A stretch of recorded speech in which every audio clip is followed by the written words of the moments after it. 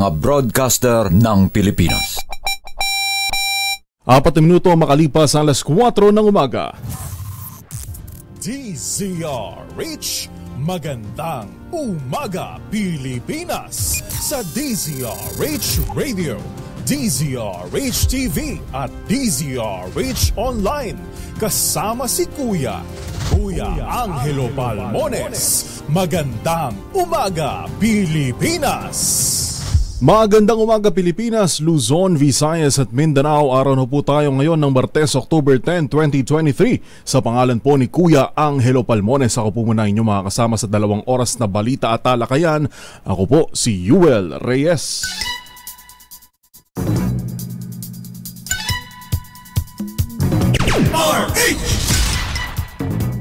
Sa ulo ng ating mga balita, extension ng LPA magpapaulan sa ilang bahagi ng bansa.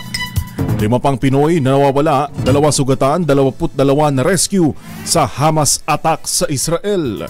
Nationwide transport strike ikinakasan ng grupong Manibela sa Lunes. LTFRB Chairman Guadis sinuspindi ni PBBM dahil sa aligasyon ng katiwalian. May-ari ng warehouse na pinagdalhan ng 3.6 bilyong pisong halaga ng shabu ipinatawag po sa Kongreso. Masayang inuman na uwi sa pananaksak, isa sugatan sa Cavite. Yan po ang ulo ng ating mga balita ngayong madaling araw ng Martes, October 10, 2023. At ngayon sa detalye po ng ating mga balita.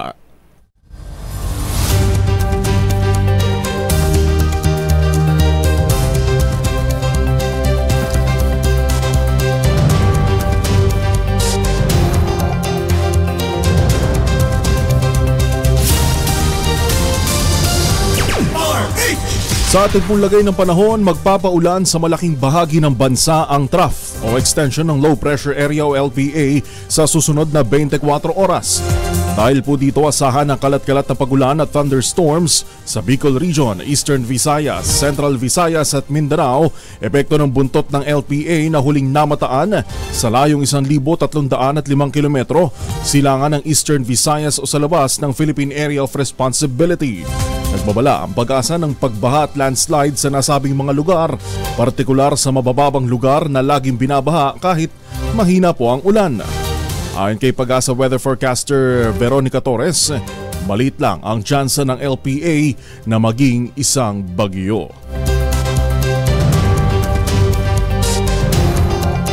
Balita pa rin po sa kalusugan, pinag-iingat naman ng Private Hospitals Association of the Philippines o FAPI ang publiko sa mga sakit na maaaring makuha lalo na ngayong madalas sa mga pagulan.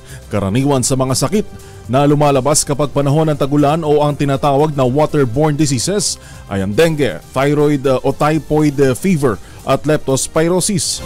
Sa panayam ng DZRH kay Dr. Rene De Grano, presidente ng FAPI, hanggat maaari ay huwag umanong lumusong sa baha pero kung kinakailangan ay magsuot ng proteksyon tulad ng bota at hugasan din ng paa matapos lumusong sa baha.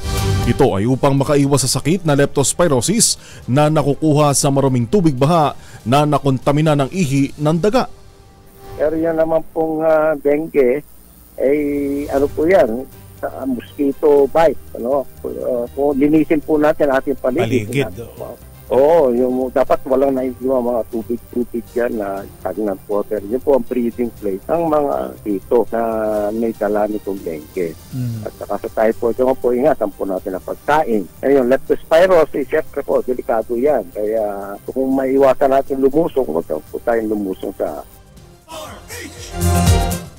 Nagpayo rin si De Grano ng iba yung pag-iingat at maging handa upang maiwasan ang pagkakaroon ng sakit. Sa ibang balita naman, dako muna tayo dito sa mga sitwasyon dyan ho sa Israel. 5 Pilipino ang nawawala sa gitna ng gera sa pagitan ng Hamas militants sa Israel. Ayon sa Presidential Communications Office, hindi makontak ng Embahada ng Pilipinas ang nasabing mga Pinoy sa kanilang mobile number at social media accounts. Nasagip naman ng Israeli Security Forces ang 22 Pilipino at inilikas na sa ligtas na lugar. Isa sa mga ito ang dinala muna sa ospital dahil sa moderate injuries, habang ang isa naman ay ginagamot matapos ang smoke inhalation. Sa ulat ng Philippine Embassy sa Tel Aviv, isang Pinay ang nakipag-ugnayan sa Filipino diplomats matapos makilala ang kanyang asawa sa mga video sa social media na umano'y dinukot ng Hamas group. Isang overseas Filipino worker naman o OFW ang nabaril at dinukot ng militanteng Palestinian group na Hamas nang isagawa nito ang pinakamalaking pag-atake laban sa Israel. Kinumpirma ito sa DZRH ni Mark Pleños, Filipino community leader at isang caregiver sa Israel. Ayon kay hindi naman pinangalanan ni Pleños ang OFW dahil ito anya ay sensitibong bagay. Ayon kay Pleños, tumawag sa kanya ang asawa ng OFW at kinumpirma na kabilang ang kanyang mister sa mga nabihag at dinala ng Hamas sa Gaza matapos itong kuhanan ng video ng Hamas. Yung siya ang pinakauna pero hindi kasi kinumpirma yan ng Philippine Embassy. Ako lang nagkumpirma niyan kasi si pinakausap ko yung asawa. Saka yung Philippine Embassy kasi maingat sila sa pagbibigay ng mga ganyang hindi talaga verified. 100% na verified na talagang galing sa Israel government na nandoon nga yung Pilipino. Pero ang ginagawa kasi ng Hamas kapag mayroon silang na-abduct o kinidnap, binibidyo nila. Ayun, nakita ng asawa, kausap ko mismo, ginurupkol ko pa ngayong Consul General dito. Sinabi talaga na asawa niya yon 100%. Kaya lang, siyempre, yung Philippine Embassy ayaw maglabas ng official statement sa ganyan. Pero ako, kung ano yung na-confirm ko, kinumpirma kasi ng asawa. Sige, Mark, din ang Mark, ganito, yung sinasabing mong na-abduct lalaki, o lalaki? Yung kausap mo na kinumpirma na asawa niya yon mismo ay babae na naririyan. Sa ngayon anya ay walang pasok sa mga paaralan sa Israel habang nagpapatuloy naman ang kanilang trabaho. Nabawi na rin anya ng Israeli forces ang Pinoy na kinidnap ng Hamas sa isa pang lugar na kinubkob ng militanteng grupo.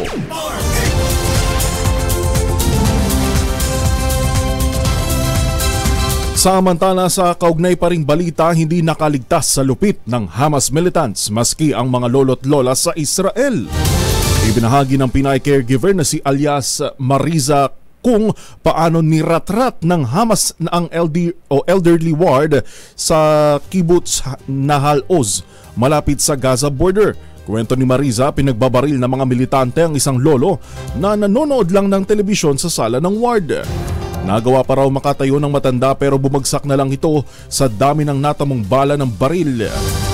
Sinabi ni Mariza na nagawa niya makapagtago sa bomb shelter na tinatawag na Mamad kasama ang inaalagaan niyang matandang Israeli. Magandang umaga po sa lahat ng mga nakatutok sa atin dyan sa Melbourne sa Australia. Alas 4:12 po ang ating oras, 25 Pilipino. Sa Gaza Strip ang nagpapasaklolo sa gobyernong makauwi ng Pilipinas. Ayon kay DFA spokesperson Teresita Daza, nasahang magbabago pa ang bilang ng mga humihiling ng repatriation. Kasalukuyang 137 ang mga Pinoy na nakatira sa Palestinian territory na pinapatakbo ng Hamas militants. Una nang sinabi ng Filipino community sa Israel na may mga ulat na dinukot ng Hamas ang ilang Pilipino.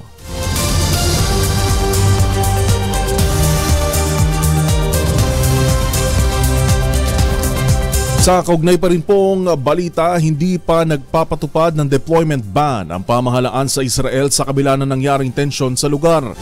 Ayon kay Overseas Welfare and Workers Administration o OWA Administrator Arnel Ignacio, nakaantabay sila sa mga advisory ng Department of Foreign Affairs o DFA at mahigpit na sinusubaybayan at tinitiyak ng embahada ang kaligtasan ng mga Pilipino doon. Ay, hindi po. Wala po tayo munang ganyan. Wala. Of course, yung ganyan, ang lead natin ay ang DFA kung ano po ang kanilang magiging decision pagdating DFA, rekomendasyon. Sinabi pa ng opisyal na wala pang mga Pinoy ang nagpahayag ng interes na umuwi na ng Pilipinas maliban sa hiniling nila na ilayo sila sa lugar na malayo po sa gulo. Sa history po ng mga nangyayari sa Israel, alam nyo, marami na tayong naranasan, pero talagang hindi ho sila paparipatriate. Ang gusto nila ay mailigas lamang sila sa lugar na safe at babalik sila. Right? Oo. Yan po ang tinig ni OWA Administrator Arnel Ignacio.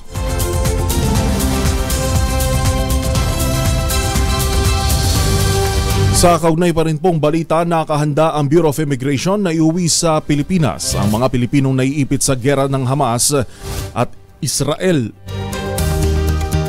Ayon kay Immigration Commissioner Norman Tansinco, magde-deploy sila ng special team na poproseso sa mga dokumento ng mga Pinoy at kanilang pamilya na humihiling ng repatriation.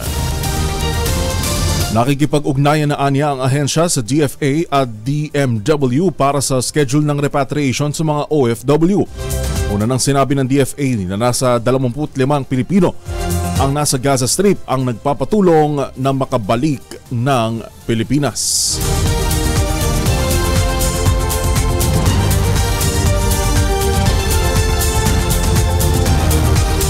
Samantala, nakuha naman ni Interior and Local Government Secretary Benhur Abalos ang suporta ng Union of Local Authorities of the Philippines sa ulap hinggil sa pagpapatupad ng Executive Order 41 ni Pangulong Bongbong Marcos Jr. na naglalayong ipagpaliban muna ng mga LGU ang pangongolekta ng pass-through fees.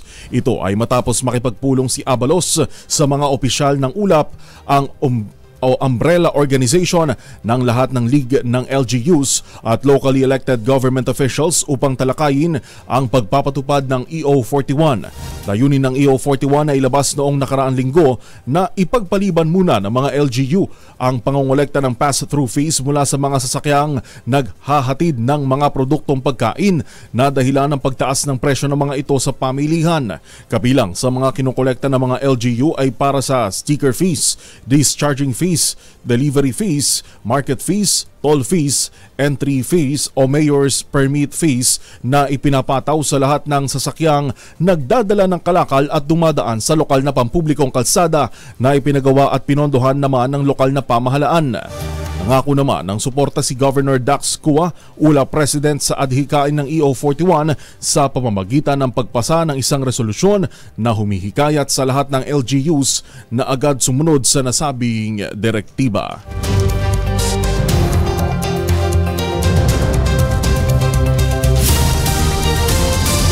Alas 4:17 na po ang ating oras. Magandang umaga rin sa lahat ng mga nakatutok sa atin dyan po sa Las Vegas.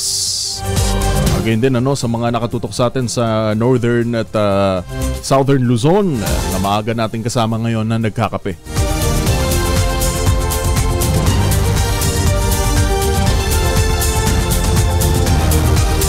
Samantala, kasado naman ang transport strike ng Grupong Manibela sa October 16, araw po yan ng Lunes sa susunod na linggo. Ito'y matapos mabunyag ang talamak na korupsyon sa Land Transportation and Franchising and Regulatory Board. Ayon kay Manibela Chairman Mar Valbuena, ipinanawagan nila ang pagbibitiw sa pwesto ni na LTFRB Chairman Teofilo Guadis III at DOTR Secretary Jaime Bautista. Sinabi ni Valbuena na inihaharang nila sa harapan ng tanggapan ng LTFRB, DOTR at maging sa Malacanang ang kanilang mga sasakyan. Iginit ni Valbuena na tama ang kanilang hinala na pinagkakakitaan ng LTFRB ang bawat transaksyon sa ahensya, samantalang hirap na hirap ang mga PUVs na makakuha ng prangkisa. Makikisa sa transport strike ang mga miyembro ng Manibela sa Metro Manila, Calabarzon at Central Luzon. Ito rin po yung grupo na nagsasagawa ng transport strike, yung tungkol ho doon sa mariing nila ang pagtutol sa modernization ng mga jeepneys. Ayun. Pero ang ginikita man nila, hindi sila tutol doon sa modernization. Yung pagsasaayos ng mga jeep, yun nga lang, hindi yung modernization na hindi naman mukhang jeep, pero sabi nila jeep daw yon. Yung gano'n, ano? Alas 4:19 ho ang ating oras. Ibinunyag ng dating Executive Assistant ng LTFRB ang talamak na korupsyon na nangyayari umano sa loob ng ahensya. Sa presscon na Manibela, isiniwalat ng nag-resign na si Jeff Tumbado na may pinapasok na mga transaksyon ang bawat regional director sa LTFRB Central Office kung saan bawat isa ay may ibinibigay na pera.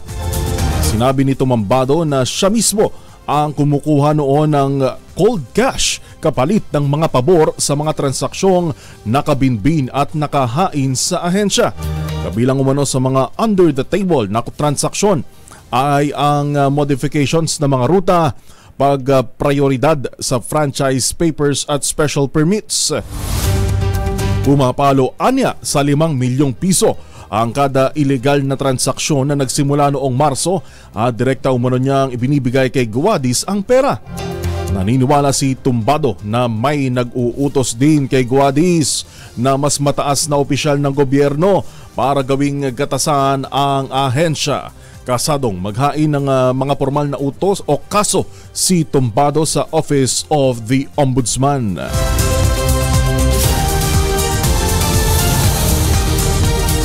At sa kaugnay na nga pong balitang yan ay sinuspinde ni Pangulong Bongbong Marcos o PBBM si LTFRB Chairman Teofilo Guadis III matapos ang aligasyon ng korupsyon. Ayon sa Presidential Communications Office o PCO, agad pinaiimbestigahan ni Pangulong Marcos ang aligasyon laban kay Guadis. Hindi umano kinukonsinte ng presidente ang anumang maling gawain lalo na ng mga opisyal ng pamahalaan. Sinabi pa ng Malacanang na kinukondena ni PBBM ang anumang maling gawain at katiwalian sa serbisyo publiko.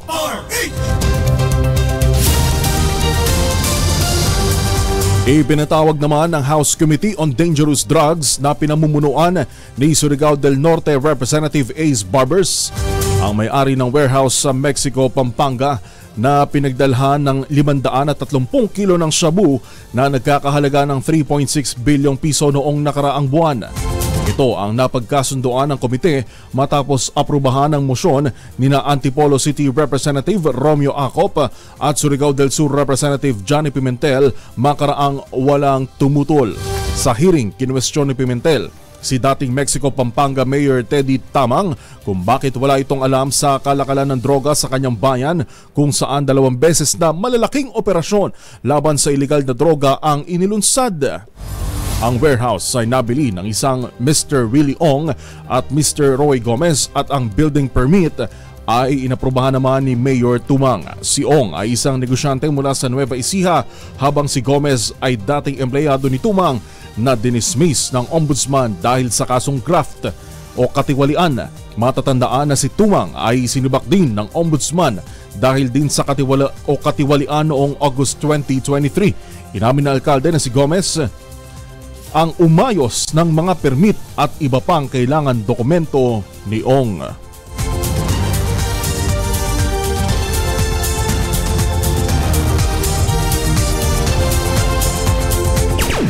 Inangangambahan naman na gamitin bilang pondo sa kampanya ang nakumpiskang 4.4 na tonelada ng shabu na nagkakahalaga ng higit 3 bilyong piso sa sunod-sunod na drug campaign ng Marcos administration.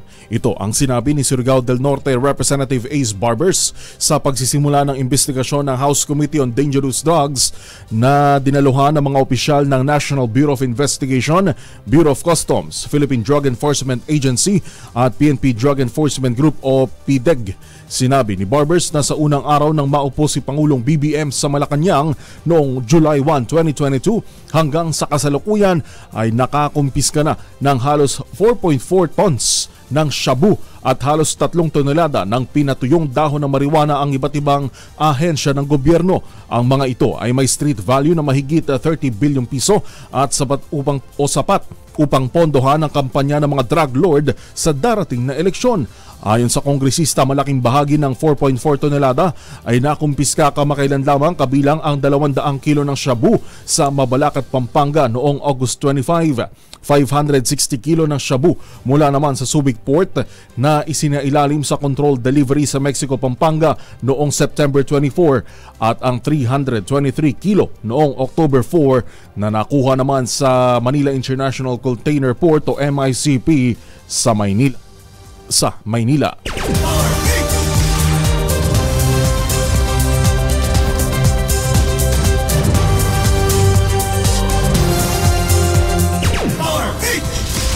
Samantala ay ginit naman ni DILG Secretary Ben-Hur Abalos Jr. na isolated case lang ang pagsabog ng vape malapit sa Ninoy Aquino International Airport sa Pasay City. Tiniyak ng kalihim na walang dapat ipag-alala ang publiko sa insidente. Nakikipag-ugnayan na anya ang pambansang pulisya sa mga concerned agency kaugnay ng vape explosion. Ayon kay Secretary Abalos, binigyan na ng atensyong medikal ang isang 65 anyos na lalaking mangangalakal na nagtamo ng minor burns matapos ang pagsabog ng vape.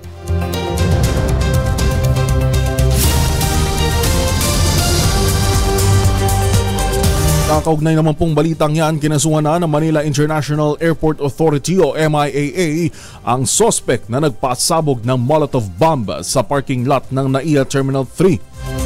Ayon sa MIAA, nahaharap sa kasong arson at alarmament scandal ang dating taxi driver na si Renieldo de la Peña Perez. Sinalang na si Perez sa inquest proceedings noong isang linggo at kasalukuyan nakakulong sa Pasay City Jail dahil sa kasong kriminal. Umamin ng suspect sa krimen nang questionin siya ng mga otoridad sa paliparan.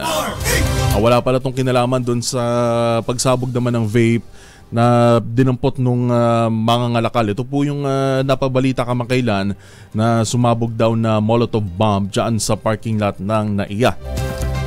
At ang lumalabas daw po isang dating taxi driver ang suspect dyan na nakakulong na sa Pasay City Jail. Magandang umaga na nanonood dyan sa Mexico. Si Mark Gomez, gayon din sa North Caloocan naman, dito sa Metro Manila, si Perry Pablico. Good morning ho sa inyo. At sa mga nakatutok dyan sa Zambales, good morning ho sa inyo dyan. Alas 4:26 ang ating oras. Nahaharap naman sa kasong frustrated murder ang isang lalaki dahil sa pananaksak sa construction workers sa 13 Martres City sa Cavite. Sa report ng pulisya, sinaksak sa dibdib ni Bebencio Luna Abisola, 40 anyos, si Dixon Tabangcura del Castillo Jr., 25 anyos, habang nakikipag-inuman sa bahay ng isang Elvis Alangco. Nasa kote naman ng mga otoridad ang suspect na si Abisola kasama at nakumpiska rin maging ang patalim na ginamit umano niya sa krimen. Alas 4:27 ho ang ating oras. Magbabalik ho ang ilan pang mga balita at rasyadahin na natin ang mga balita sa probinsya makalipas ang ilang mga paalala.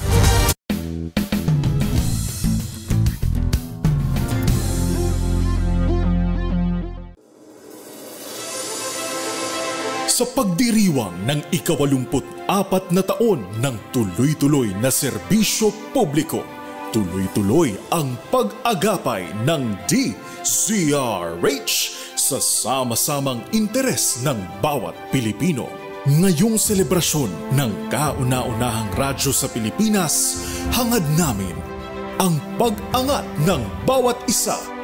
Pag-angat sa tulungan, pag-angat sa kabuhayan, pag-angat sa kinabukasan. DZRH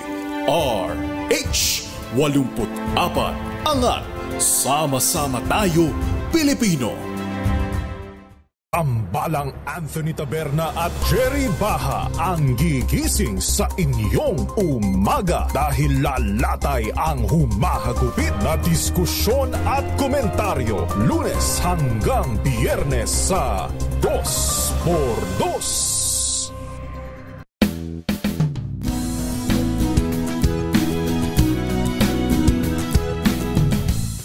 Alamin ang mga maiinit na isyung pambayan, mga balitang kailangan mong malaman, usapin sa pamahalaan, politika, ekonomiya at kabuhayan. Ito ang mga dapat mong malaman, pakialaman at pag-uusapan dahil kayo ang tinig ng mamamayan dito sa Damdaming Bayan. Live sa DZRH Radio, DZRH TV at DZRH Digital. Kasama sina Lakay, Deo Makalma at Elaine Apit. Araw-araw, Lunes hanggang Biyernes. Damdaming Bayan.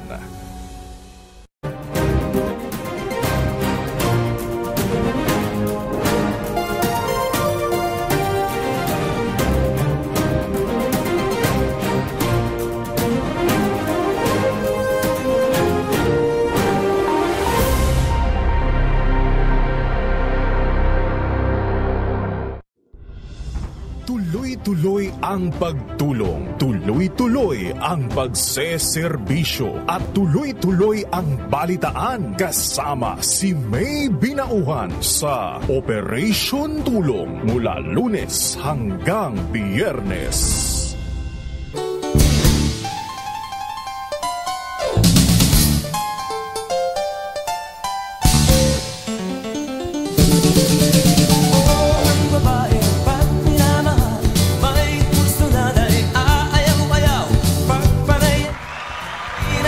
Yon!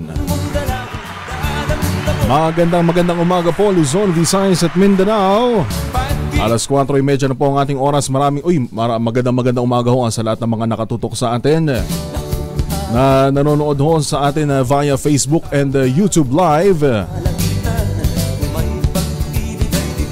Ngayon din sa ating cable channels nationwide, ayun. Live po tayong napapanood sa ating iba't ibang cable channels sa Sky Cable, Signal, Destiny Cable, Cable Link at sa marami pang cable channels ho sa inyong local and municipalities. Tingnan nyo ho sa inyong mga cable providers, baka merong DZRH News Television. Pero sa atin ho dito sa Mega Manila, ang istasyon ho, ang channel ho natin sa RH TV ay Channel 18 sa Signal at 129 sa Sky Cable. Of course, sa DZRH 666 kHz sa inyo pong mga radyo, sa inyo pong mga talapihitan. Pagjagaan nyo po muna ako sa 2 oras. Sa pangalan po ni Kuya Angelo Palmones, ako po muna inyong mga kasama, Yuel Reyes. Magandang umaga po sa mga nanonood sa atin dyan sa Tugigaraw. Si Leonard Cortez Habungan, Becky Tezuka, good morning po, good morning. Jimmy Velches na nakatutok sa atin, nakaantabay dyan ho sa mga balita sa pag-atake ng Palestinian Militant Group o na Hamas dyan ho sa Israel, sa particular dyan sa Gaza. Nanonood naman sa Pandibulacan si Anita Inoferio, magandang morning. Cecilia Santos, magandang umaga po.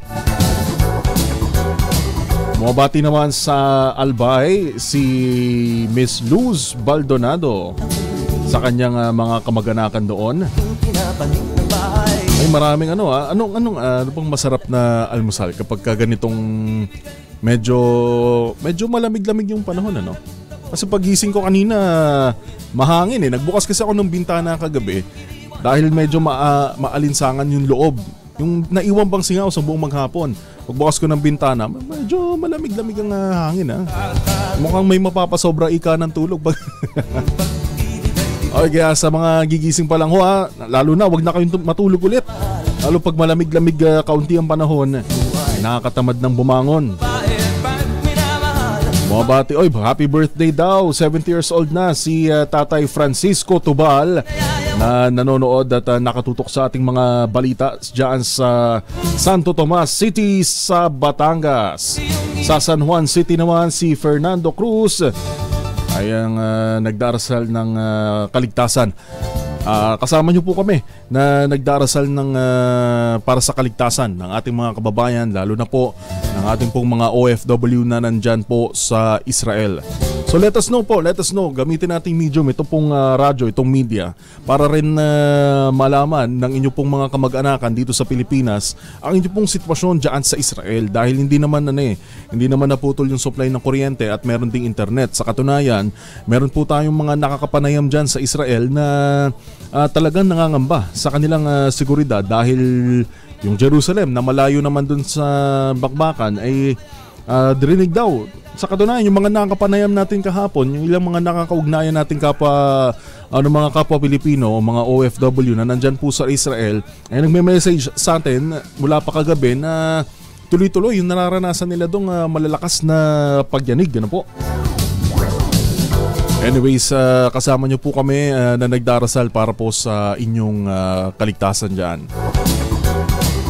Samantala, dako na po tayo sa ating mga reports sa probinsya. Maganda umaga, Pilipinas! Alas 4:34 na po ng umaga, trade fair isinagawa sa Bataan bilang bahagi ng pagdiriwang ng Cooperative Month. Sa detalye, balita mo, RH37, Danny Kumilang. Danny. Sa bisa ng Republic Act 11502 o ang National Cooperative Months, maayos na ipinagdiwang sa probinsya ng Bataan ang buwan ng kooperatiba sa pamamagitan ito ng pagsasagawa ng isang Grand Trade Fair sa buong lalawigan kung saan nilahukan ito ng Small and Medium Enterprises o SME at mga kooperatiba sa buong lalawigan. Layo ng naturang pagdiriwang na matulungan at bigyang pagkilala ang kontribusyon ng mga kababayang Bataeño na mga kabilang sa SME at kooperatiba sa probinsya sa economic development ng bansa sa pamamagitan ng pagpapakita ng kanilang galing sa kanilang mga sariling gawang produkto.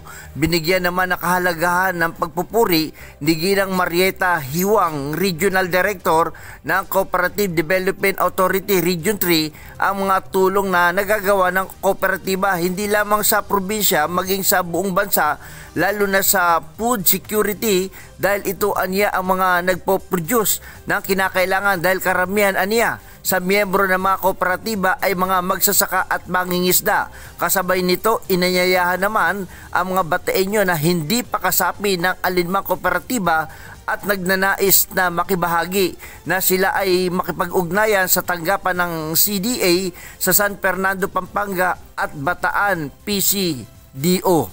Mula sa kauna-unahan sa Pilipinas, DZRH, ito si Danny Kumilang. Tuloy-tuloy sa pagbabalita, tuloy-tuloy sa serbisyo. Sama-sama tayo, Pilipino! Maraming salamat, Danny Kumilang. Samantala, VAG at Mental Health Awareness Information Caravan isinagawa naman po dyan sa Tanawan City sa Batangas. RH35, Renz Belda sa detalye. Renz.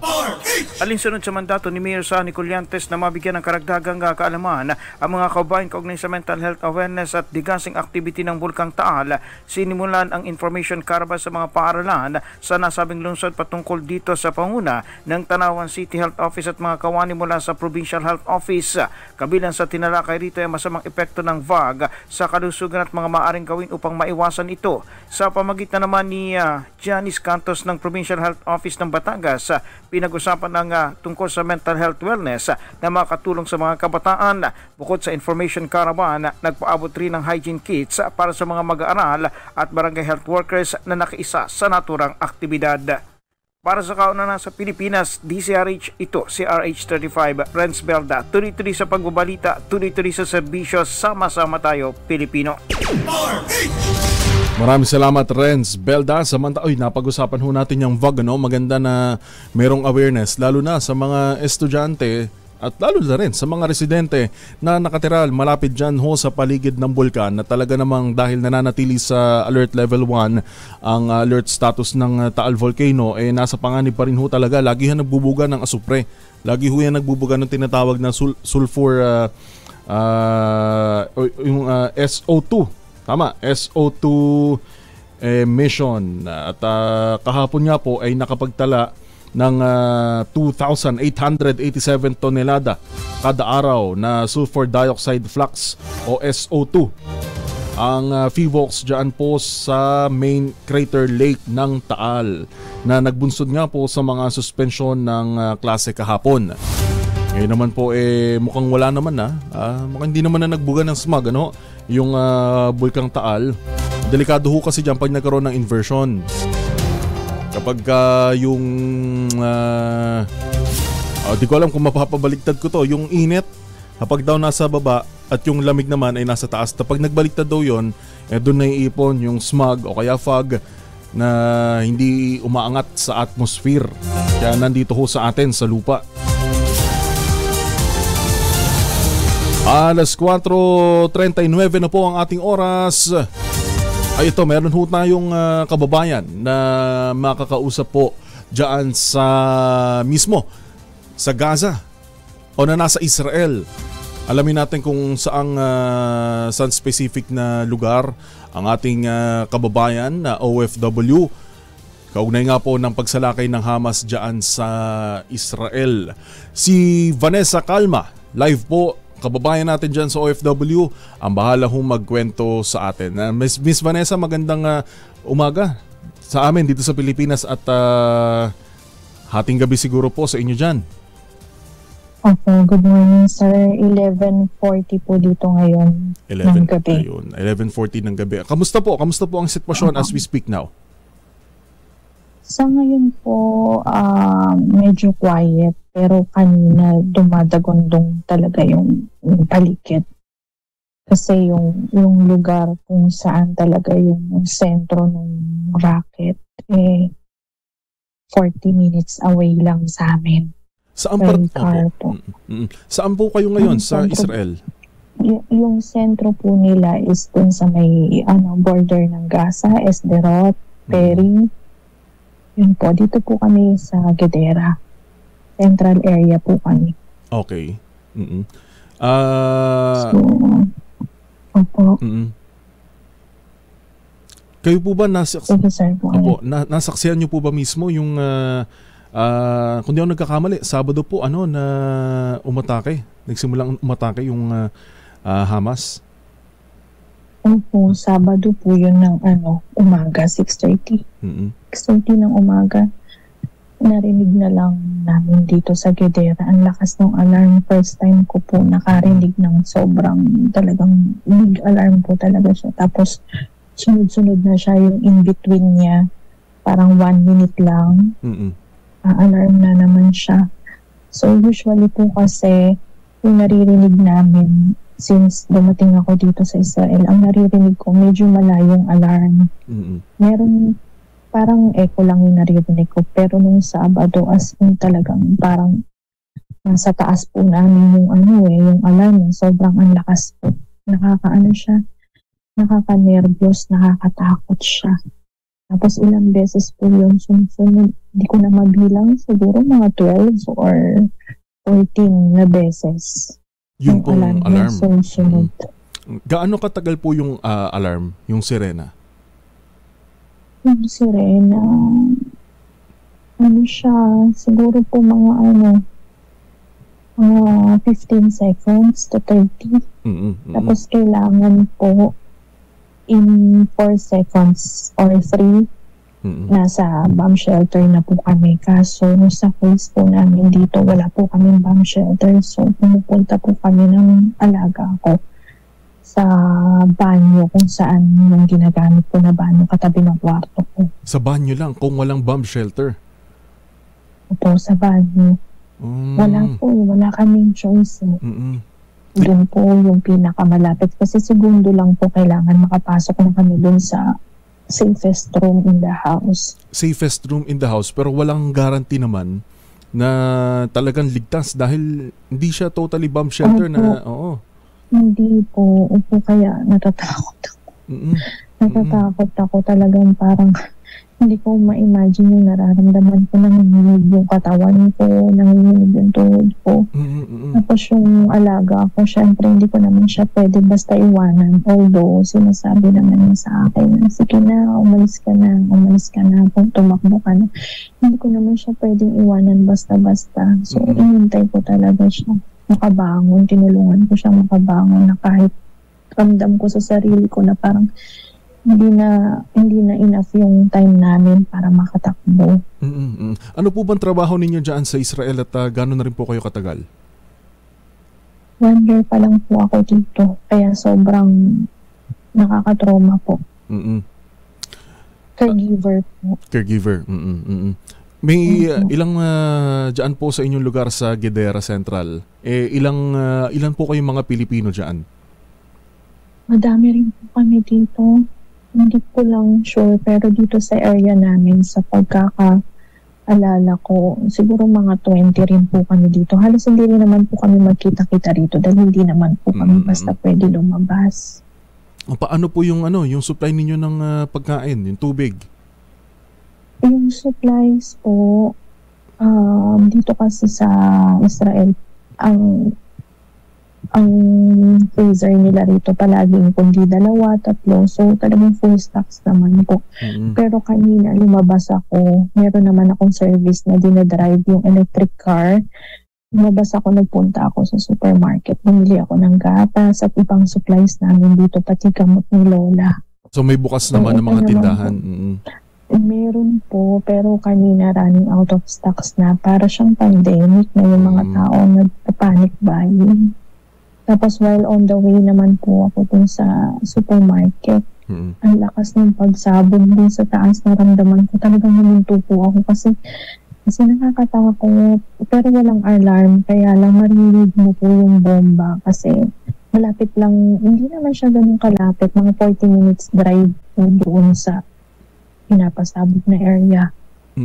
Sa mga kabubukas pa lamang po ng radyo, atin hong nakakapanayam ngayon si Miss Vanessa Calmang, atin hong kababayan na nandyan po mismo sa Gedera Central area sa Israel, malapit lang sa Bakbakan. Ma'am Vanessa, mula po nung Sabado, paano nyo po mailalarawan yung sitwasyon? Lumalala po ba?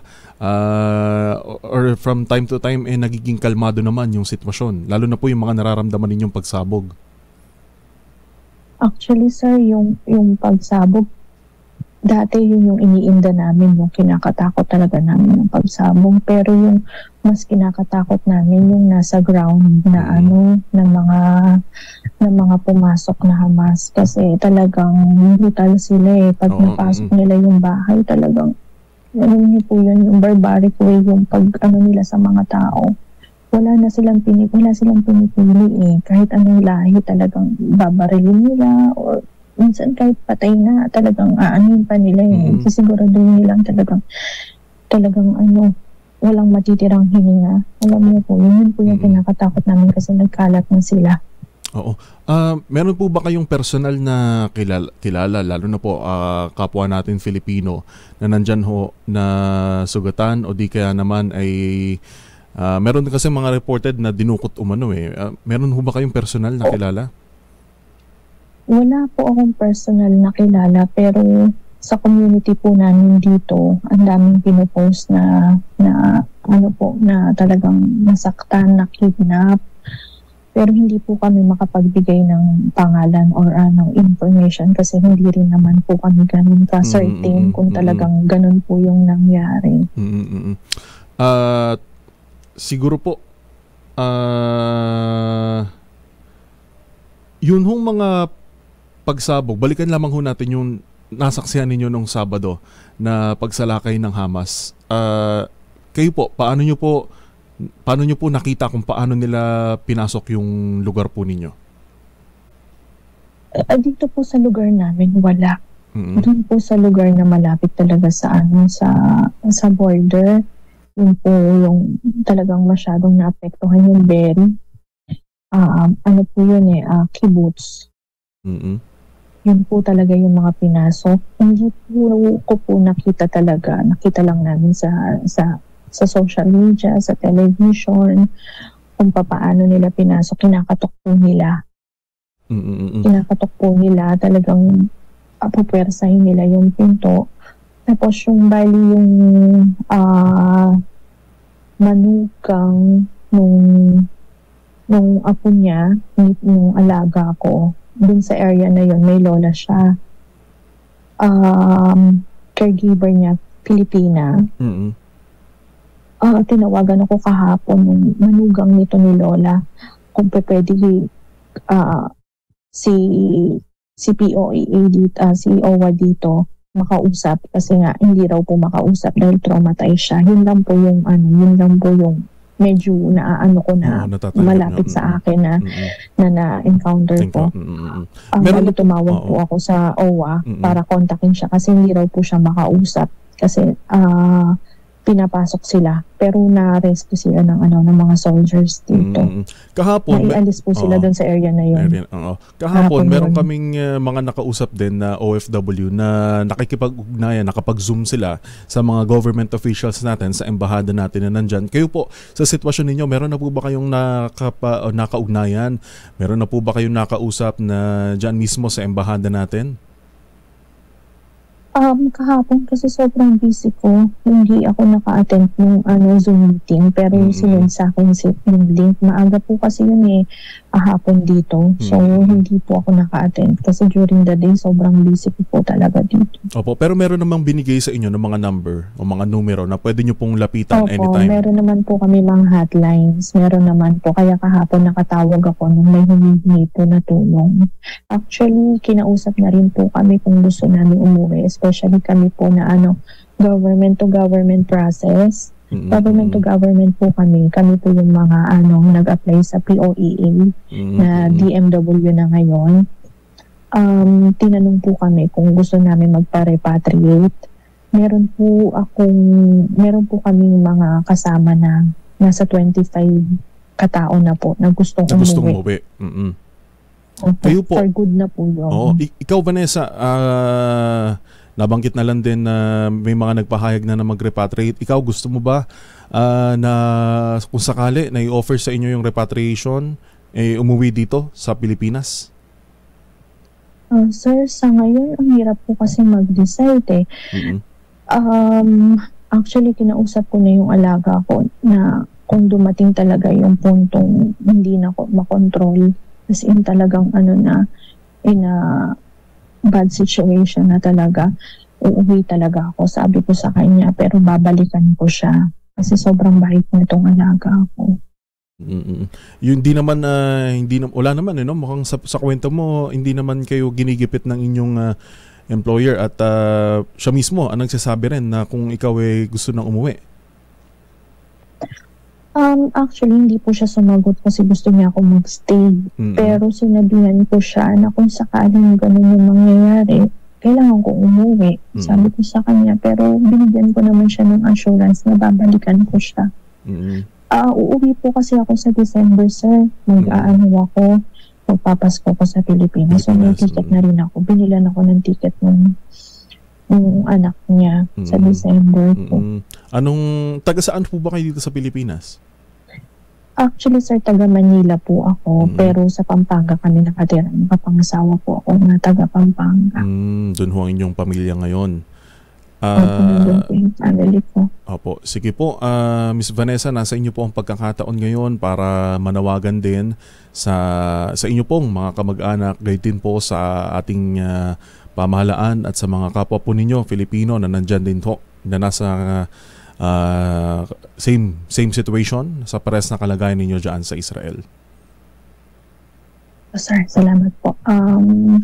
Sa mga kababayan ko na nandito, pray lang po tayo talaga kasi wala naman po talagang safe na masasabing lugar dito, kagaya nga po ng nabanggit ng Prime Minister na gagawin naman niya yung lahat para maprotektahan lahat ng nandito. Magtiwala lang po tayo kay Lord at saka dun sa mga soldiers natin na lumalaban para sa atin. Naman po sa mga gusto nang umuwi, pag-isipan nyo pong mabuti. Siyempre, hindi naman po natin kontrolado yung sitwasyon. So, kung sa tingin nyo pong hindi na po nyo kaya, pwede naman po, pero pag-isipan nyo pong mabuti. Kasi sa pagkakaalam ko, pag once umalis na ng Israel, hindi na po pwedeng makabalik. Pag nag-for good na. Meron po silang ganyan na law dito. Hindi ko lang po alam sa sitwasyon na ganito. Tapos sa family ko naman po, palagi ko naman sila nakakausap. Gusto ko malaman nila na mahal na mahal ko sila.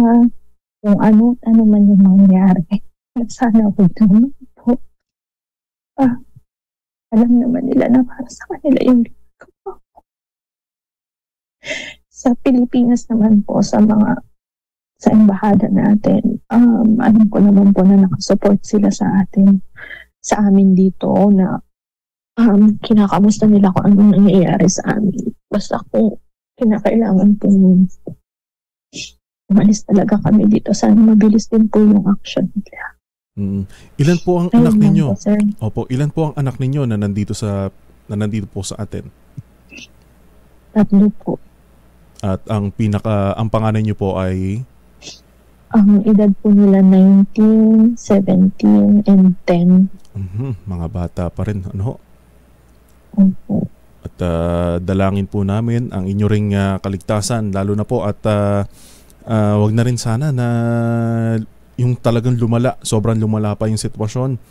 At kaya nakakatakot sobra. Yung nervyos ko, alam niyo po nung bumababa siya sa sikmura na parang hindi ko na alam yung nangyayari sa katawan ko. Makikibalita po kami sa inyo, Miss Vanessa, from time to time sa inyo pong sitwasyon. At let us know po na nandito lang din po ang ating himpilan ng DZRH sakaling gusto nyo pong makipag-ugnayan sa ating ding pamahalaan para sa pagpapauwi at gayon din po sa inyo pong iba pang mga kasama dyan. Makikibalita po kami sa inyo from time to time at dalangin po namin palagi inyo pong kaligtasan. Maraming salamat po sa pagkakataon, Miss Vanessa. Maraming salamat, sir. Salamat po. Anytime po pwede po kayong tumawag sa akin. Maraming salamat po. Yan po. Opo, yan. Opo. Ang ating pong nakapanayam si Miss Vanessa Calma na nandyan po mismo sa ilang minuto lang, 30 minuto lamang ang layo doon sa mismong nagaganap na bakbakan dyan ho sa Israel. 4:55 na po ang ating oras. Kasama si Kuya Angelo Palmones. Magandang umaga, Pilipinas! 2 minuto na lamang ho bago mag-alas 5 na nagmamadaling umaga.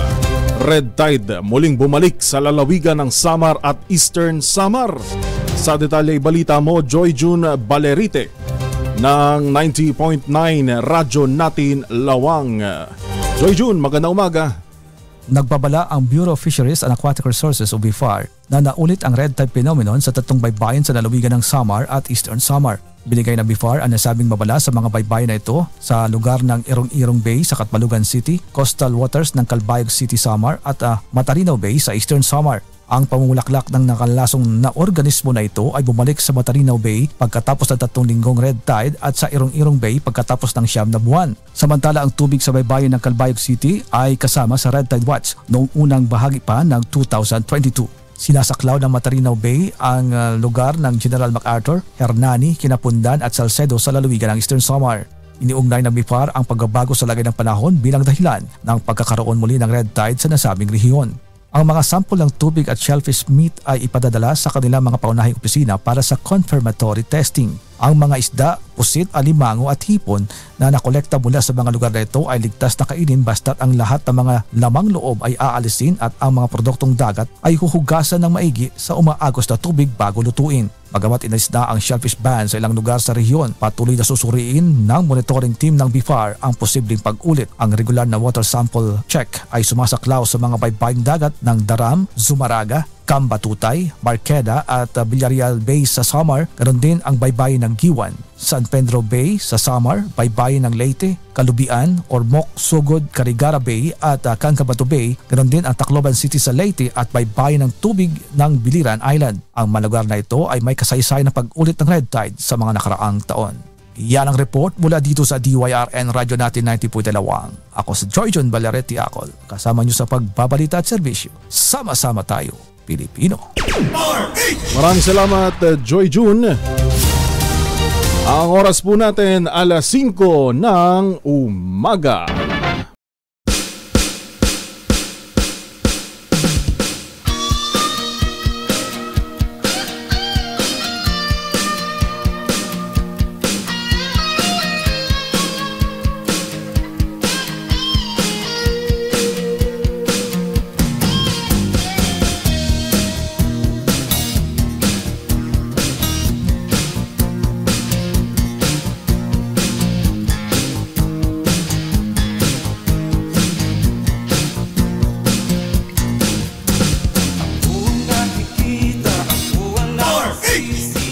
Yun, good morning ho, gising na, bangon na, kape-kape na.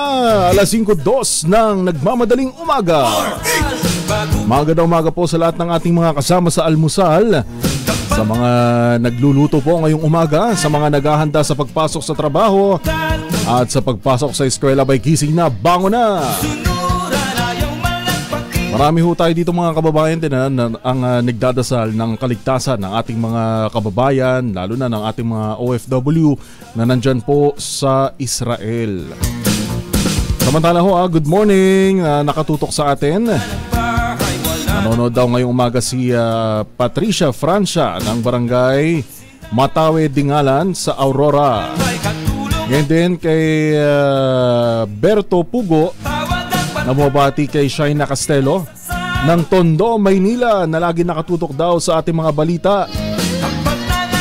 Watching from Hayward, USA, Raimundo Ursabia, good morning. Siyempre kung meron din tayo dito sa Pilipinas, sabay meron din mga nakatutok sa atin worldwide. Magandang umaga po dyan sa Albay. Uy, kamusta po ha? Kamusta ang mga kababayan natin na nakatira dyan malapit sa Mayon? Sa mga kababayan naman natin na nandyan sa Dasmariñas sa Cavite, Jordan Buenafe, magandang umaga po. At antabay lang ho sa ilang pang mga malalaking balita dito po sa Magandang Umaga Pilipinas. Live na live via DZRH nationwide sa atin pong 18 relay stations sa Luzon, Visayas at Mindanao. DZRH 666 kHz sa Mega Manila at sa lahat po ng ating cable channels nationwide. Magandang Umaga Pilipinas! Sa pagbabatuloy ng ating mga balita ay binunyag ng Department of Information and Communications Technology o DICT na milyong-milyong miyembro ang apektado ng data breach sa system ng PhilHealth. Ayon kay DICT Secretary Ivan John Uy, unti-unti na nilang nakikita ang lawak ng datos na nakompromiso sa cyber attack. Sinabi ni Uy na posibleng ibenta ng hackers sa scammers at phishers ang nag-leak na mga impormasyon, lalo't hindi nila nakuha ang halos 17 milyong pisong demand o ransom sa PhilHealth.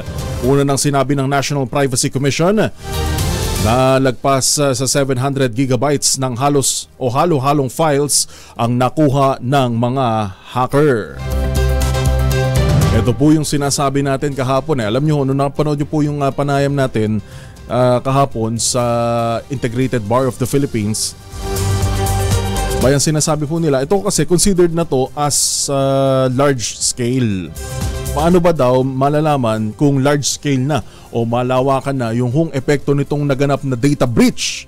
May data breach na nangyari dyan ho sa PhilHealth. Datos ho natin yan. Datos ho, una sinasabi nila datos daw ng mga miyembro. Ngayon daw ang sabi ng DICT, unti-unti na nilang nakikita ang lawak ng datos na nakompromiso. Milyong-milyong miyembro ang apektado ayon sa DICT. At ang sinasabi kahapon ng ating nakapanayam na dating presidente po na IBP, large scale na kung maituturing na kapag higit sa 100 lang yung nakompromiso yung datos o 100 katao lang. Eto milyong-milyon na. Ano ho ba ang mga posible na ito maging implikasyon lalo na ho sa atin? Mananakaw ho yung identity natin Posibleng manakaw yung identity natin. Magamit sa halo-halong mga kalokohan. Kaya talagang dapat may managot dito. Hindi ito dapat matabunan lang ng panibagong issue. Atin na munang alamin. Dito muna tayo sa kalagayan ng panahon mula sa DOST Pag-asa, si Kaobet Batrina. Kaobet, magandang umaga. Magandang umaga po, magandang umaga sa lahat ng mga tagapakinig natin. Nasa labas pa rin ng Philippine Air Responsibility ang low pressure nating minomonitor. Nasa may 1,000 kilometro ito silangan ng Eastern Visayas. Wala itong direktang epekto sa bansa pero yung trough extension ito, ang maganda na ng mga pag-ulan at maulap na kalangitan sa malaking bahagi ho ng Mindanao, Eastern Visayas, kasama din ang Bicol Region at Central Visayas para sa araw na ito. Samantala naman, Makararanas ng mga pulo-pulong pag-ulan, pagkil at pagkulog pa rin dito sa Kamaynilaan at sa nalalabing bahagi ng Kapuluan para sa araw na ito. Asahan pa rin yung mga localized thunderstorms sa tumatagal na 1 hanggang 2 oras. Posible yung pumasok ng Philippine Air Responsibility yung low pressure area, bagamat malit pa rin tsansa na ito ay maging bagyo basta pinakauling datos ho natin sa kasalukuyan.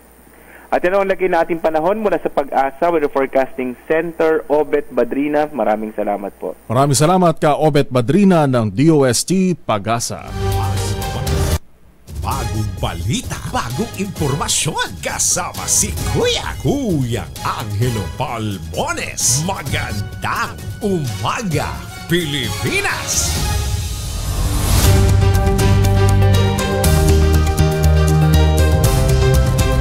Alas 5:08 na ho ng nagmamadaling umaga ang atin hong oras. Ngayon pa rin pong October 10, 2023. 10:10.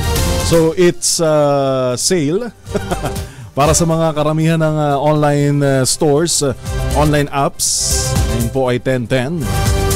Incumbent barangay chairman naman at kandidato sa nalalapit na BSKE patay nang mahulugan ng kable ng kuryente sa Midzayap, Cotabato Province. Sa detalye balita mo, RH19, June Dimakutak. June. Hindi namabot ng buhay sa pinakamalapit na ospital ang incumbent barangay chairman ng barangay Bitoka, Midzayap, Cotabato Province na si Cap Leonito Cabada na kumakandidato rin sa nasabi ring posisyon sa nalalapit na BSKE 2023. Sa report mula sa Midzayap Police Station, nagpapatayo ng solar lamppost sina kapitan ng masagi ng lamppost o sa dulong bahagi ng lamppost ang isang bahagi ng nakabitin na live wire at direktang nahulog sa kinatatayuan ni barangay chairman Cabada at dumikit ito sa katawan dahilan na agarang humandusay sa lakas ng electric shock ang kapitan. Habang nakuryente din ang iba pa nitong kasamahan malapit sa kinatatayuan ng biktima. Tinanggapang may salbang buhay ni kapitan subalit tineklara itong dead on arrival ng mga doktor. Kinilala ng Midzayap Police Office sa mga sugatang kasamahan ni barangay chairman Cabada na sina Hener Argoncillo, Kate Carlo Sibil at 2 menor de edad na kasalukuyang nilalapatan na ng luna sa ospital. Sa ngayon, labis ang pagdadalamhati ng pamilya at kaanak ni barangay chairman Cabada sa hindi inasahang pagkasawi nito. Mula sa kaunahan sa Pilipinas, DZRH, ako si RH19, June Dimakutak, tuloy-tuloy sa pagbabalita, tuloy-tuloy na serbisyo, sama-sama tayo Pilipino. Maraming salamat, June. Napadalhan naman ang show cause orders sa Albay, kaugnay ng paglabag sa election code. O yun hong mga pinagpapaliwanag ng COMELEC dyan sa Albay ay umabot na raw po sa 15. Sa detalye balita mo, RH18, Ruel Saldico. Ruel?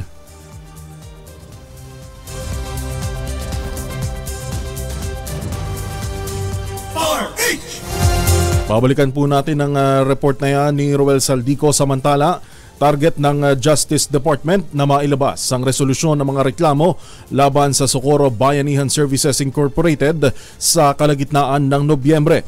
Ayon kay DOJ Undersecretary Nicolas Felix T., bibigyan nila ng oras ang mga opisyal ng SBSI na sumagot sa mga kaso laban sa kanila. Sinabi ni T na maghahain sila ng supplemental complaints pagkatapos ng huling hearing kasama ang mga bagong testigo. Ginawa ni DOJ USEC official ang pahayag matapos magsagawa ng clarificatory hearing sa mga kaso kahapon. Sa naman pong karnaper abay arestado dyan sa Caloocan. RH23 Edwin Duque sa detalye. Edwin, good morning. Well, nahulog na sa kamay ng Northern Police District Anti-Carnapping Unit ang isang umano'y lalaking lumabag sa RA 10883 o New Anti-Carnapping Act of 2016. Binuri naman ni MPD Director General Rosalito Gapas ang pamuhan ng Anti-Carnapping Unit o yung DACO sa ilalim ng nitong si Police Lieutenant Colonel Noel Ramirez. Makarang maaresto ang suspect na matagal na manong inaabangan. Katuwang ang NPD Anti-Carnapping Unit, naging ang Caloocan na Police Station na 13 sa joint follow-up operation kagabi na nagresulta ng pagkakaresto sa suspect at ang pagkakarecover ng ninakaw na motorsiklo na isang linggo na manong minamanmanan. Yan ay naganap sa Bagong Silang, Barangay 176 sa Caloocan. Kinilala ni Police Lieutenant Colonel Ramirez ang suspect na si alias Bell katusan ay nakumpiska sa suspect ang Kawasaki Blue na may plakang Tango Romeo 4045. Sa kauna sa Pilipinas, DZRS, ako sa RS23. Edwin Duque, tuloy-tuloy sa pagbabalita, tuloy-tuloy sa serbisyo. Sama-sama tayo, Pilipino. Maraming salamat, Edwin Duque. Nakatutok sa atin ngayong umaga si Alkin Dayaw. Nandyan ho sa Nueva Ecija, gayon din sa Tarlac. Si Homer Bagain. Good morning ho, good morning. Mga kandidato naman sa Tacloban na pinadalhan ng sulat ng PNP Eastern Visayas Regional na tumulong para maging maayos ang paparating na eleksyon. Buong detalye yatid ni RH32 Jimmy Angay-Angay. Jimmy? Pinadalhan ng sulat ni Police Regional Office 8 Regional Director Brigadier General Vincent Calanog ang lahat ng kandidato sa SK at barangay sa lungsod ng Tacloban. Pinayuhan ng mga kandidato na maging kasama sa advokasya ng kapulisan na maging matagumpay paparating eleksyon na walang karahasan. Ang Police Regional Office sa mamagitan ng lokal na istasyon ng kapulisan kada bungto at syudad palaging bukas sa mga nangailangan ng tulong hinggil sa seguridad. Base sa mandato, pinatiyak ng PNP sa Eastern Visayas maging matagumpay paparating na eleksyon, responsibilidad ng kanilang mga personnel na bigyan seguridad ang mga residente. Wala sa Action Radyo Tacloban, ito si RH32 Jimmy Angay-Angay. Tuloy-tuloy sa balita, tuloy-tuloy sa serbisyo, sama-sama tayo, Pilipino. Maraming salamat, Jimmy. Hinimok ng Ban Toxics ang Food and Drug Administration at Department of Trade and Industry na repasuhin at isailalim sa ebalwasyon ang Republic Act 10620 o Toy and Game Safety Labeling Act of 2013. Ang hakbang ng Toxic Watchdog Group ay bilang bahagi ng selebrasyon ng Consumer Welfare Month upang matiyak ang health and safety standards sa bansa. Ayon sa grupong Ban Toxics, 10 taon na ang nakalipas ng maging isang ganap na batas ang RA 10620 na nilagdaan ni dating Pangulong Noynoy Aquino. Ayon kay Tony Dizon, Toxics campaigner ng Ban Toxics, dismayado sila dahil karamihan sa ibinebentang toys and child care articles sa local markets ay kulang sa labeling requirements na alinsunod sa ilalim ng batas. Ngayong nalalapit na anya ang holiday season, kailangan ipatupad ang naturang batas at gumawa ng hakbang laban sa toy manufacturers, importers, distributors at retailers na lumalabag sa umiiral na labeling requirements. Tingnan naman natin ang update si RH25 Grace Ansano, yung nangyaring engkwentro sa pagitan ng militar at NPA sa Nueva Ecija. Sa Laur ito, no? Tama ba, Grace? Ba'y umakyat na daw po sa 11. RH25 Grace Ansano sa detalye. Grace? Yung pinasinungalingan ng Philippine Army sa ilalim ng 7th Infantry Division ang kumakalat na 11 namatay sa pagitan ng engkwentro ng militar at NPA. Wala raw katotohanan ang mga balibalitang ito na unang kumalat. Bagamat isa ang kinumpirma na namatay sa nangyari nga na pagpapalitan ng putok matapos nga na magsagawa ng combat operation ang ilalim ng 7th Infantry Division sa bahagi ng bayan ng Laur. Isa nga rito ang namatay at na-recover sa pinangyarihan ng encounter ang sa barangay San Fernando ang mga gamit na mga naiwanan ng mga miyembro ng NPA. Kasama rito ang mga subversive documents, gayon din ang mga personal na gamit, mga gamot, gayon din ang gamit ng mga pambabae na personal at improvised na pampasabog. Nagpapatuloy ngayon ang hot pursuit operation ng tropa ng militar sa bahaging nabanggit. Nanawagan naman si 7th ID Commanding General Major General Andrew Costello sa mamamayan na makipagtulungan ang sinuman para mapabilis ang pagtugis sa mga ito. Sa nasabing enkwentro ay nagresulta ng pagkamatay nga ng isang sundalo na si PFC Sir Nelson Kasayuran. Itinakbo pa sa pinakamalapit na pagamutan sa Kabanatuan at hindi naman na ito umabot ng buhay. Ayon kay Division Public Affairs Chief ng Philippine Army 7th ID na si Major Jimson Masangkay ay tuloy-tuloy ang ginagawa ngang pagtugis.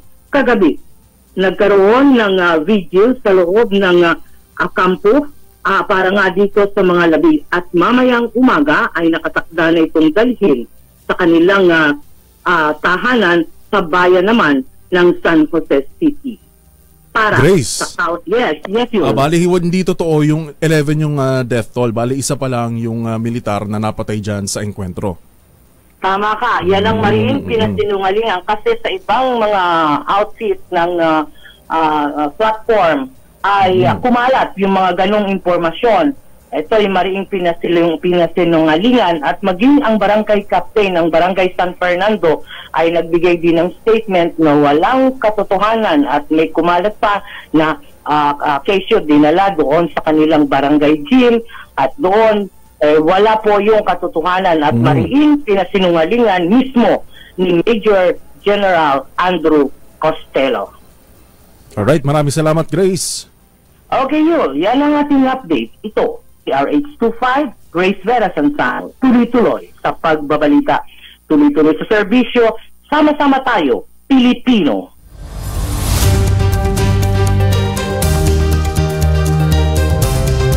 Oras ho natin, alas 5:18 ng umaga. Babalikan ho natin ang ilan pang mga balita dito sa Magandang Umaga, Pilipinas.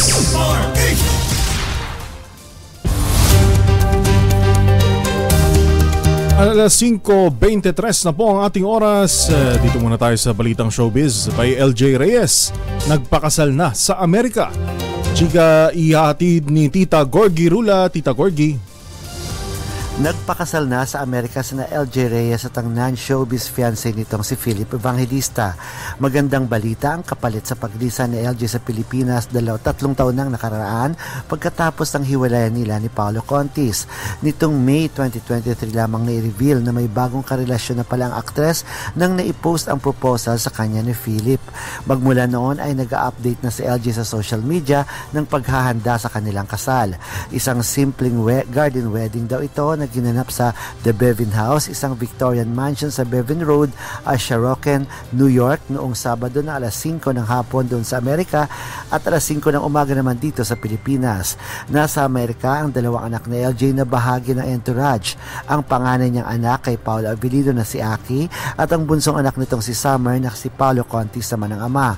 Nag-live streaming na lang dito ang kanilang wedding ceremony para masaksihan dito ng mga kamag-anak nila at malalapit na kaibigan. At sinubukan naman naming hinga ng reaksyon si Paolo Contis tungkol sa pagpapakasal ni LJ pero minabuti niyang manahimik na lang. Mula sa kauna-unahan sa Pilipinas, DZRH, ito po si Gorgie Rula, tuloy-tuloy sa pagbabalita, tuloy-tuloy sa serbisyo. Sama-sama tayo, Pilipino. Maraming salamat, Tita Gorgie Rula. Napadalhan o balikan na natin itong report. Ano ho? Yung pong napadalhan ng show cause order dyan sa Albay na pinagpapaliwanag po ng COMELEC. Sa detalye balita mo, Ray Boton Jr. Ray. Umabot na sa mahigit 15 mga kandidato para sa Barangay at Sangguniang Kabataan election ang pinadalahan ng show cause order ng COMELEC Albay dahil umano sa premature campaigning. Ayon kay COMELEC Albay Election Supervisor, Attorney Maria Aurea Bubunaw, ang pinakabagong SCO na naisilbi nila ay isa umanong taga-suporta ng isang kandidato sa bayan ng UAS sa Albay. Aniya, nag-post umano ito sa social media ng litrato ng tumatakbong kandidato na may nakalagay na vote. Mayroon ring napadalahan ng nasabing order na mataas na bilang ang bayan ng UAS sa bilang na 6, 2 sa Ginubatan, 2 sa Santo Domingo, habang tig-isa naman sa lungsod ng Legazpi, Pulangi, Daraga, lungsod ng Tabaco at Rapu-Rapu.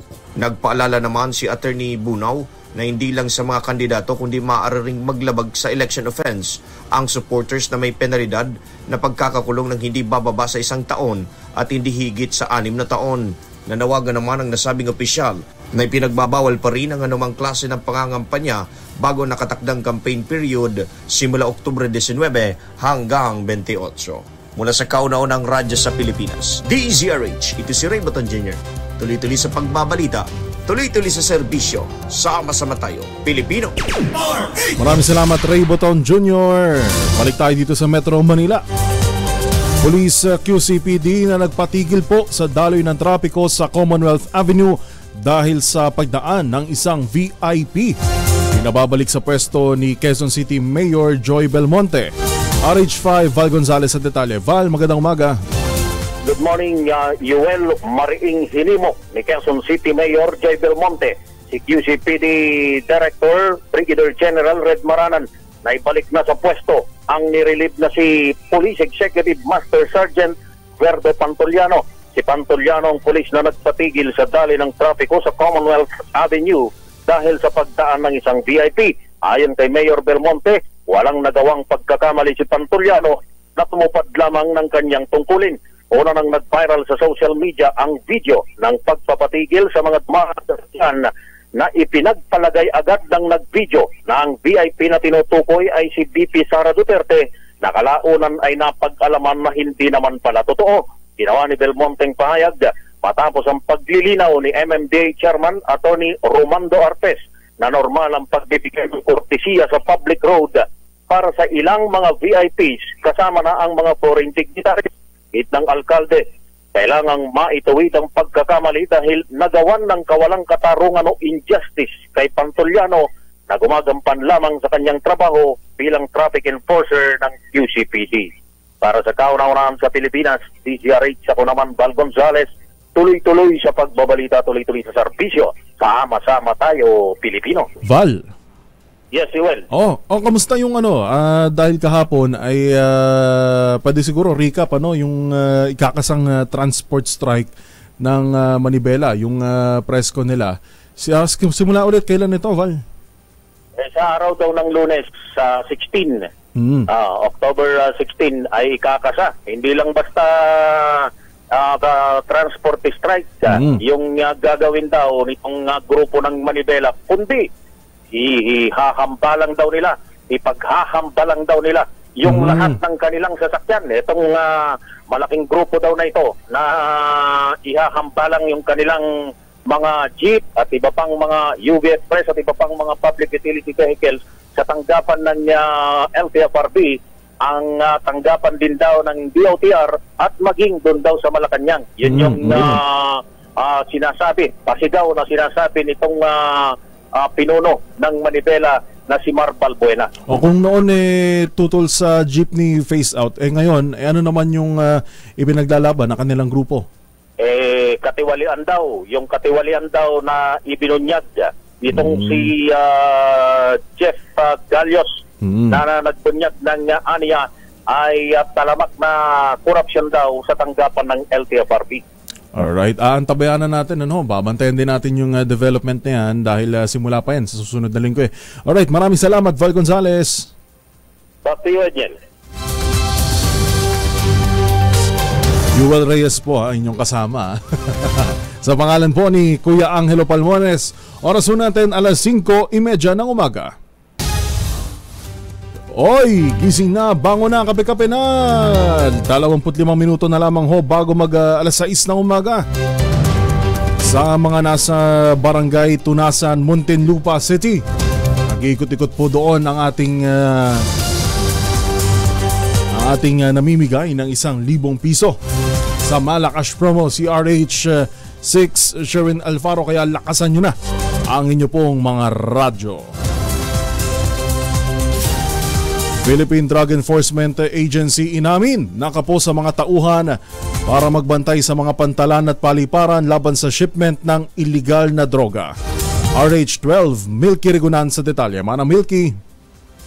Aminadong Philippine Drug Enforcement Agency o PDEA na malaki pa rin ang kakulangan nito sa mga tauhan para mabantayan ang mga paliparan at pantalan sa bansa laban sa pagpupuslit ng illegal na droga. Sa hearing ng House Committee on Dangerous Drugs na pinamumunuan ni Congressman Robert Ace Barbers, tinanong ni Zambales 1st District Representative Jefferson Conghun ang PDEA kung bakit tila nagagamit na ang entry at exit points pati na ang free port zone sa kalakaran ng droga. Ayon kay PDEA Director General Moro Virgilio Lasso, nangailangan sila ng interdiction units kung saan pagsasama-samahin sa isang grupo ang law enforcement agencies para tutukan ng illegal drug shipment. Sabi ni Lasso, kailangan nilang makatuwang ang Philippine Coast Guard, Navy, Bureau of Customs at Philippine National Police. Gate pa ni Lasso, nahihirapan silang magkasa ng anti-drug operations dahil 3,000 lamang ang kanilang tauhan kumpara naman sa multi-billion peso drug trade. Humihirit naman ng suporta ang PDEA sa Kongreso para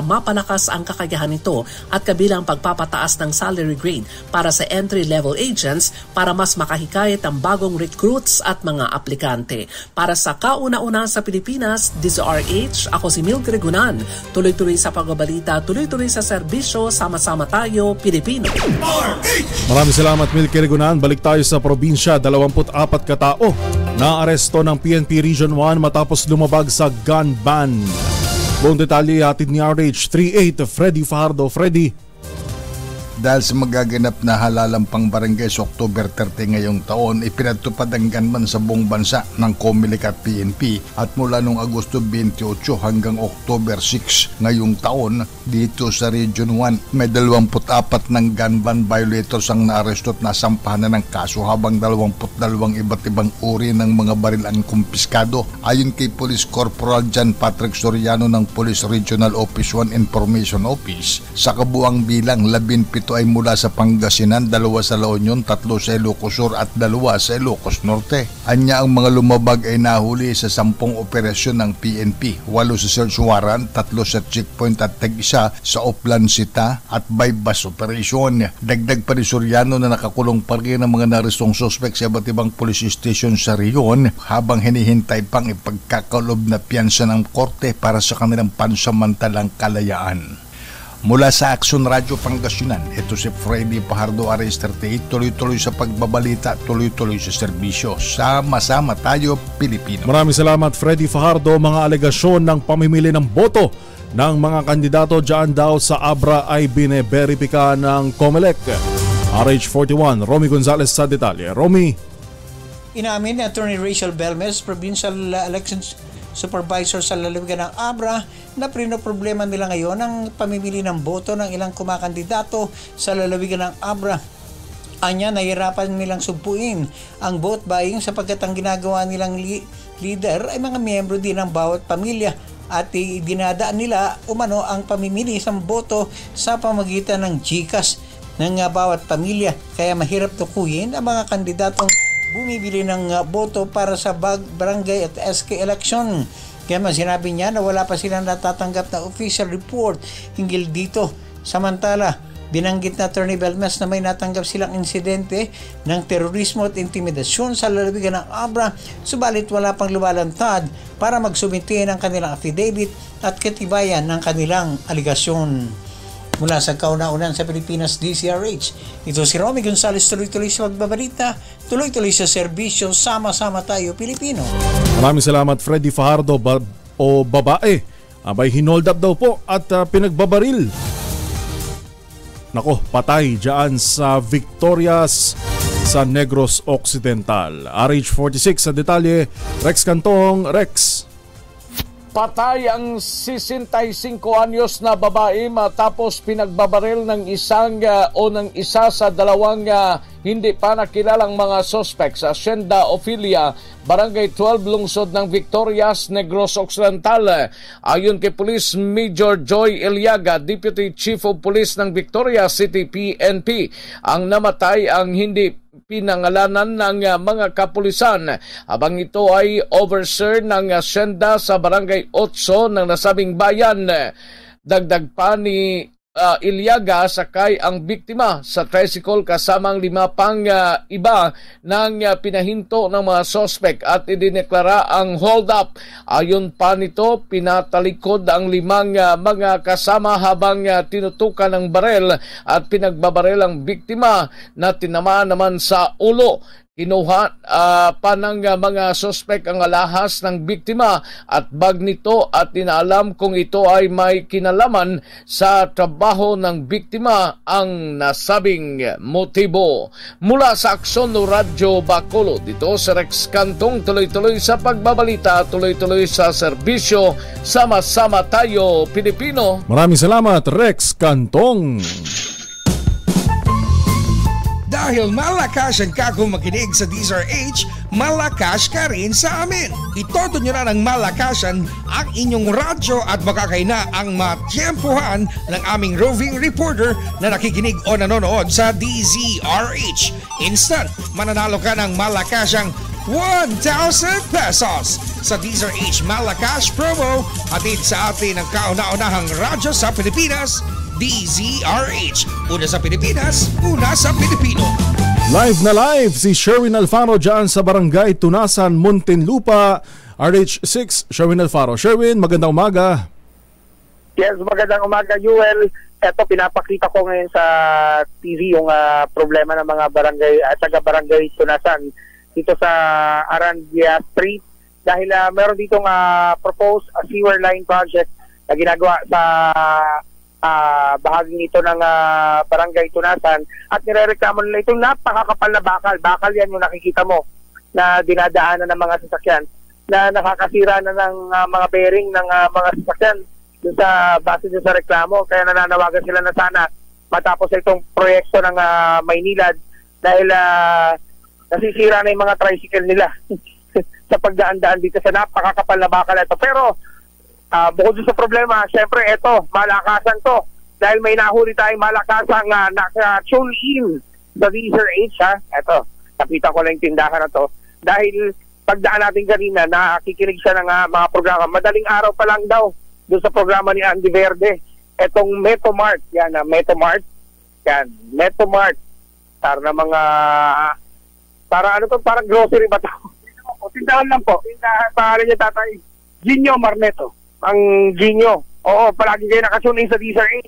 Opo. Sino paborito ang announcer? Si Andy Verde po. Si Andy Verde, nakikinig ka ng music ng sa ating gabi. Sa ating gabi, dahil dyan, nakikinig ka sa DZRH, meron kang 1,000 pesos. Thank you po. Pakita nyo po. Ayan, yung 1,000 nyo.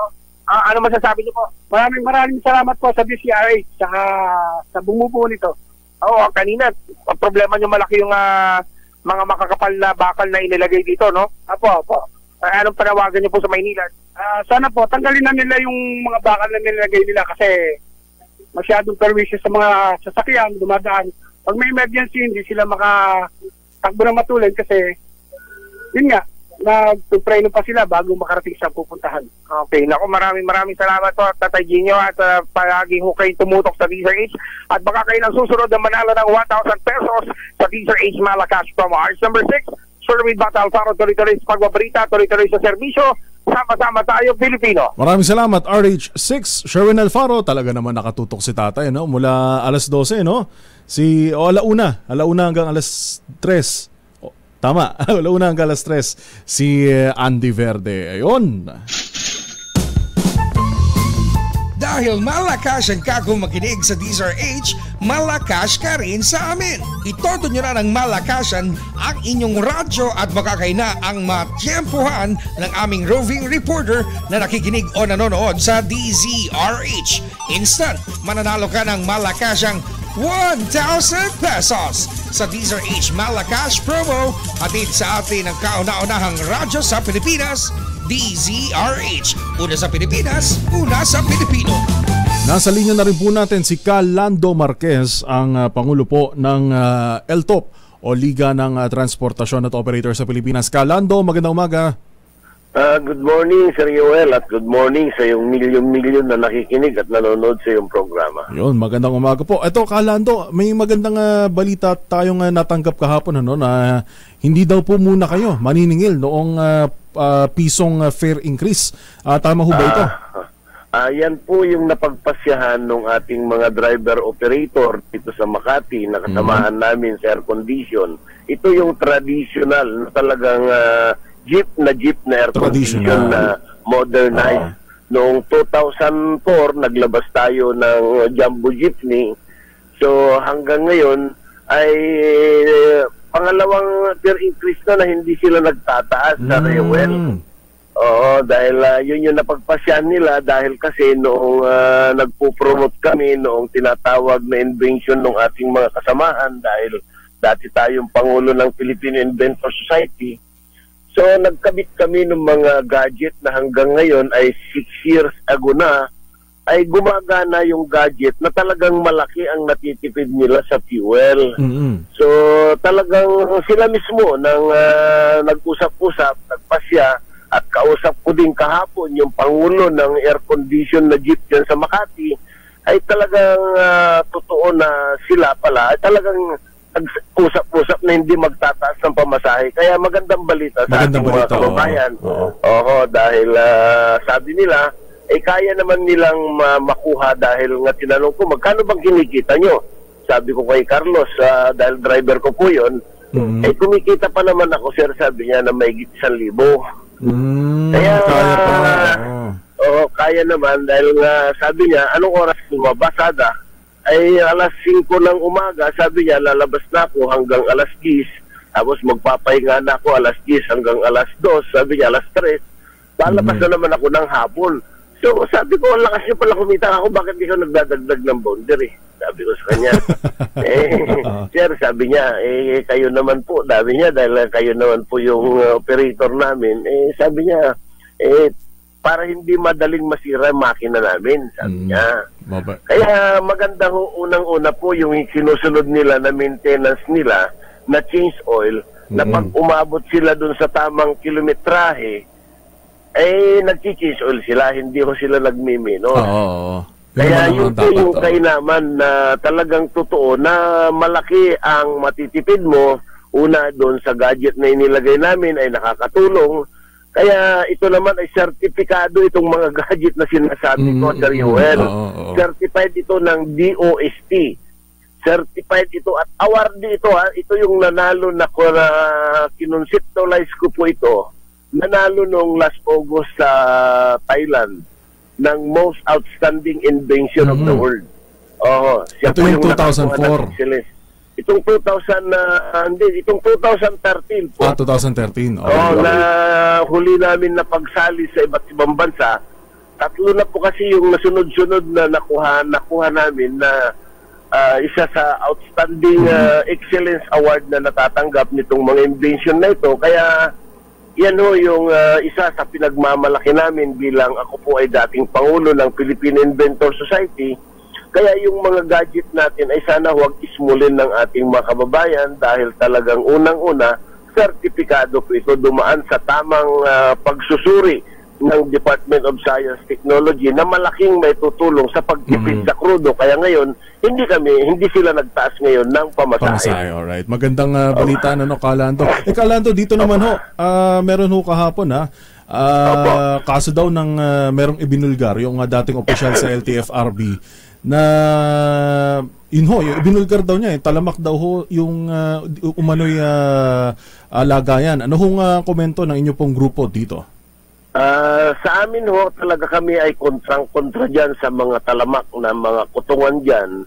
Ay sana ay may katotohanan, kaya kami ay imbestigahan nila yun na mabuti dahil ang biniktimang itong taong ito na nagsisiwalat ng katiwalian na korupsyon ay mismo yung aking isa sa board member, ay siya mismo ang tumanggap daw. Nandoon kahapon yung aking Pangulo sa Muntinlupa, si Benhar, na siya mismo ay nag-abot sa kanya ng 300,000.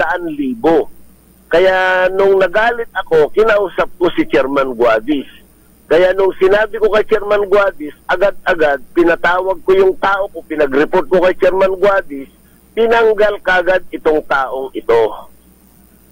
Kaya yan, hindi lang yun. Meron pang isa na kaibigan ko rin at marami siyang kasabwat kasi dyan sa loob dyan dahil nagtataka naman kami kay Chairman Guadis dahil nga ginawa niya kaagad na executive assistant. May calling card pa nga sa akin yan na nakalagay executive assistant to the chairman masilan na pwesto yan.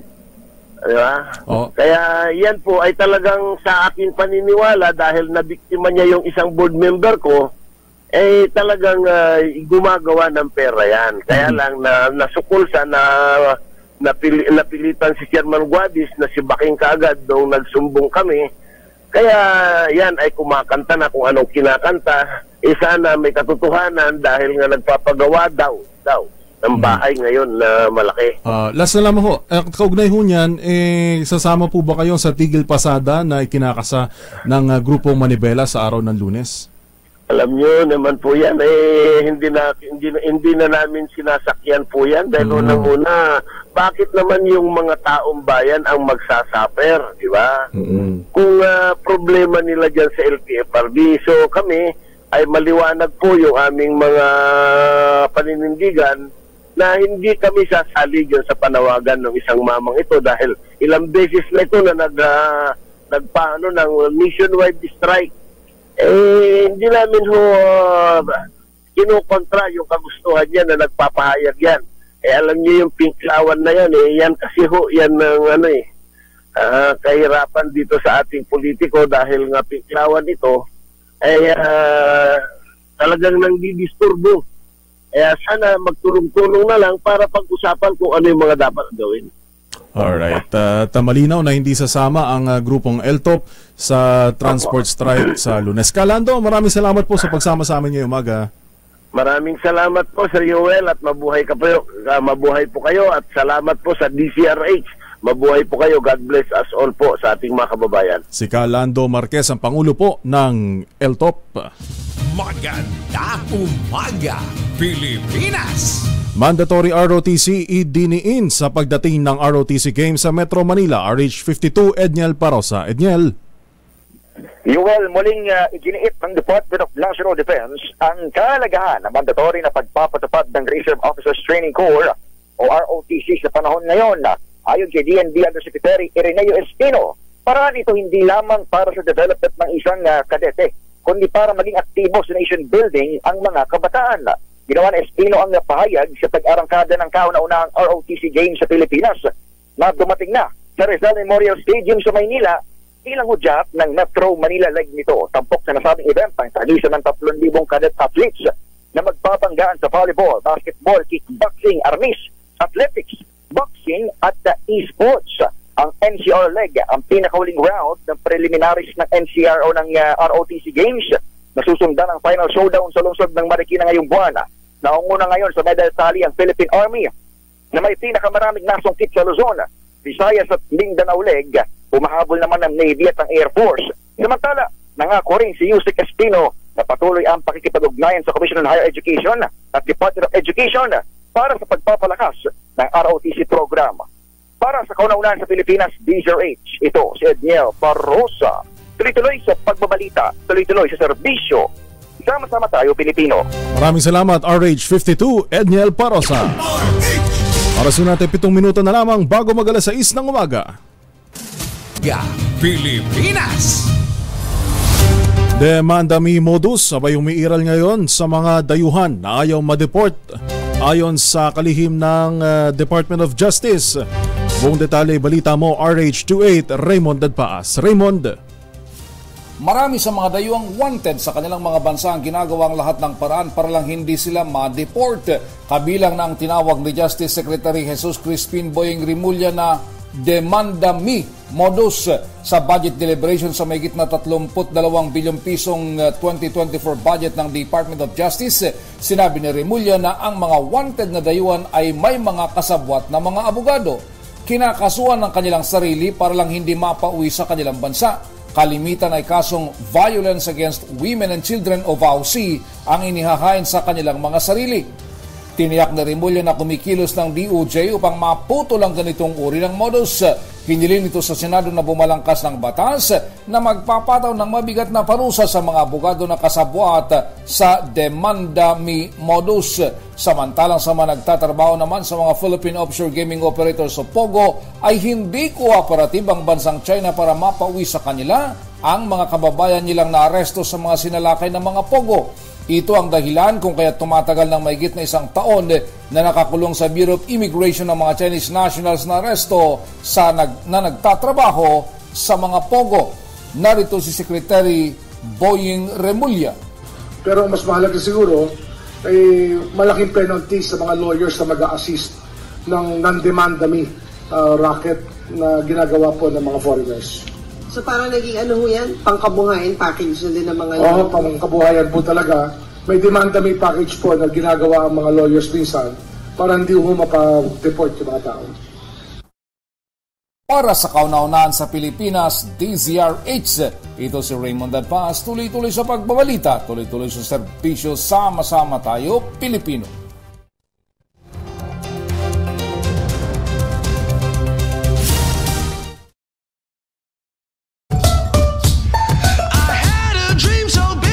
Isang minuto na lamang ho bago mag-alas 6 ng umaga.